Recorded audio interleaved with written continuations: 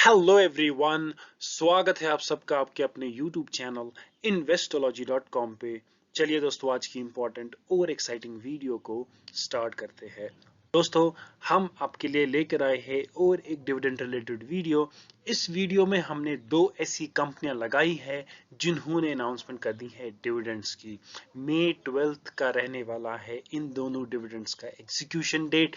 हम आपको इस वीडियो में एक एनालिसिस भी करके दिखाएंगे on the basis of price, financial, industry comparison and share holding patterns. तो वीडियो को अंत तक जरूर देखो। अगर आप हमारे चैनल पे पहली बार आए हो तो आप हमारे चैनल को सब्सक्राइब भी कर सकते हो for such wonderful and exciting content. Without any further delay, let's get straight into the business. The first company in the dividend list is Gillette India Limited, जिन्होंने अनाउंसमेंट कर दी है स्पेशल डिविडेंड की 50 rupees per share के हिसाब से। This is the special dividend. Normal regular dividend इस company का आना बाकी है अभी। एक्स डेट की बात करें तो 12th में यहाँ पे फिक्स कर दी गई है ऑर्गेनाइजेशन की ओर से as ex date, which means 11th मई तक आप इस कंपनी में फ्रेश बाइंग कर सकते हो, निवेश कर सकते हो, इन्वेस्टमेंट कर सकते हो अगर आपको ये डिविडेंड अच्छा लग रहा है तो। But considering the fact 11th May is the cut off date. Record date की बात करें तो 14th में यहाँ पे फिक्स कर दी गई है ऑर्गेनाइजेशन की ओर से। If you talk about current stock price, then the price of the stock was 5596 rupees पर share on Friday's market.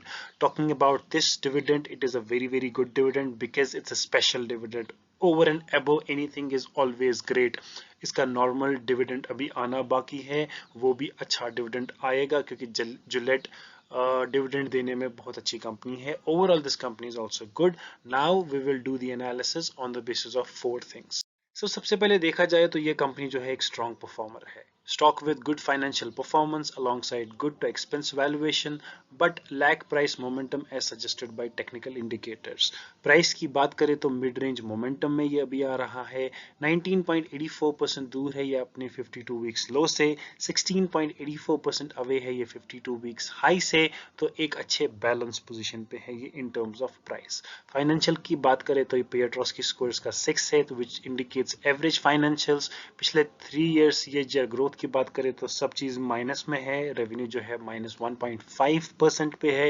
Net profit जो है -3.1% पे है। ऑपरेटिंग प्रॉफिट -2% पे है। इंडस्ट्री का कंपैरिजन किया जाए तो कुछ खास यहाँ पे देखने को नहीं मिल रहा है। Almost it is not that great in every field. P ratio की बात करें तो ये अबो इंडस्ट्री मीडियन है, which is not a good sign. Market capital की बात करें तो अबो इंडस्ट्री मीडियन है, ओके है। Price to book ratio above industry median है। PEG ratio above industry median है। शेयर होल्डिंग पैटर्न की बात करें तो promoter holding remains unchanged 75%, which is a very good promoter holding that an organisation can held. Mutual funds ने अपना holding जो है वो डिक्रीज किया है 4.65% से 4.58%। नॉट अ ग्रेट मार्जिन और a great percentage, but decrease हुआ है। Number of mutual funds decrease हुए हैं 7 से 6। FIIs and FPIs have increased holding from 1.97% to 2.04%, which is a very good sign. Number of FIIs, PIs investors जो है उन्होंने increase दिखा है यहाँ पे 106 से लेकर 111 तक। Institutional investors जो है उन्होंने अपना stake इस कंपनी में बढ़ाया है। 6.62% था पहले, अब वो 12.74% है, which is a major jump क्योंकि बहुत ही 6% का गैप है almost, which means the institutional investors जो है इस कंपनी पे भरोसा करते हैं। And Gillette is a very good company. अपना इंट्रोडक्शन इसको कोई भी देने की जरूरत नहीं है because this is a very good company, blue chip company है। प्रॉफिट्स बढ़ रहे हैं पिछले 3 इयर्स से हिसाब से उतना अच्छा नहीं दिख रहा है ये, बट पिछले 1 साल से it is again doing good because of the pandemic. This situation happens with almost every company, but now it is growing again. The next company in the dividend list is NCL Industries Limited, जिन्होंने भी announcement कर दी है dividend की 1.50 rupees per share के हिसाब से। बात अगर एक्स डेट की करें तो 12th मई यहाँ पे फिक्स कर दी गई है ऑर्गेनाइजेशन की ओर से as ex date, which means 11th मई तक आप इस कंपनी में फ्रेश बाइंग कर सकते हो, निवेश कर सकते हो। But remember guys, 11th May is the cut off date. Record date की बात करें तो 14th मई यहाँ पे फिक्स कर दी गई है ऑर्गेनाइजेशन की ओर से। If you talk about current stock price, and the price of the stock was 180 rupees per share. अगर इस प्राइस को और इस डिविडेंड को कंपेयर किया जाए तो मेरी नज़र में this dividend is good and small investors भी इसमें इन्वेस्ट कर सकते हैं एंड इस डिविडेंड का फायदा उठा सकते हैं. This is the analysis on the basis of dividend percentage or dividend amount only. Now we will do the analysis of this company full-fledged way. सबसे पहले देखा जाए तो ये कंपनी जो है एक स्ट्रॉन्ग परफॉर्मर है. Stock with consistent financial performance, quality management, strong technical momentum, indicating good investor enthusiasm. Currently valued at good to expense valuation. बात अगर प्राइसिंग की करें तो अभी ये बुलिश मोमेंटम में चल रही है. Above short, medium and long term moving averages से चल रही है. 189.96% दूर है अपने 52 वीक्स लो से, which is a very good sign. And सिर्फ 7.84% दूर है अपने 52 वीक्स हाई से. बात अगर करें पिछले एक महीने की तो ये स्टॉक ने आउट परफॉर्म किया है एंड इसके जो प्राइसेस हुए हैं वो अप हुए हैं बाय 3.77%, जबकि निफ्टी 50 इसी टाइम फ्रेम में सिर्फ बढ़ा है 0.03%. तो प्राइस के फ्रंट पे it is a good sign. Financials की बात करें तो पियरट्रोस्की स्कोर्स का 6 है, which indicates average financial. 3 year CAGR growth यहाँ पे अवेलेबल नहीं है, numbers are not available. So financials is okay.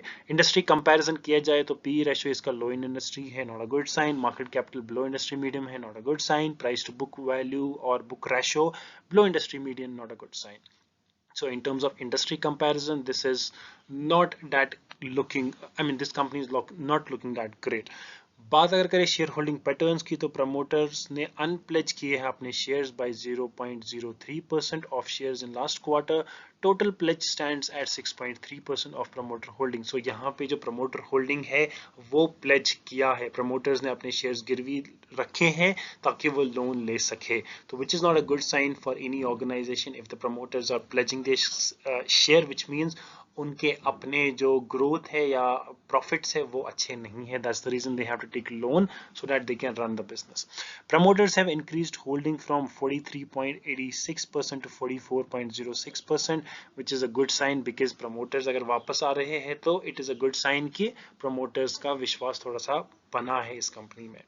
Mutual funds have decreased holding from 2.78% to 2.45%, not a good sign. Number of mutual schemes remains unchanged, which is 3.